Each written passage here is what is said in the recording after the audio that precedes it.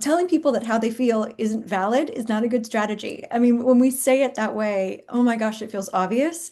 And yet, how often do we in communications, do we as people who care so deeply about an issue, do exactly that? And I'm wondering, this may be an oversimplification, but can we sum things up by saying you need to understand people's worries slash priorities, understand their why, and then understand how your message lands?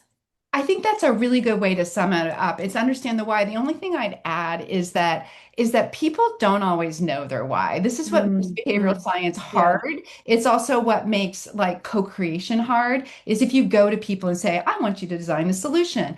They may not have, they're not behavioral scientists, they're not Mhm. marketers, they're not communicators. They may not have, and honestly, how often I'm going through like something in my life right now where I'm trying to figure out what I want to do and I don't know. Right.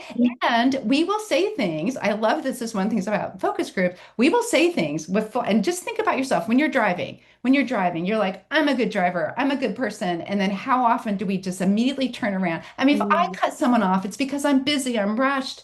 But when they cut me off, they're just being a jerk, right? So people don't always know their exact why. I think it is about not asking them to tell you why, but having the curiosity, which is something that you talk about a lot, but having the curiosity to explore their why. And you might need to bring your expertise to that. You just need to bring your expertise with a humbleness. That really understands the difference between sympathy and empathy, right? So, sympathy is, I feel so sorry for you, and I really want to help you.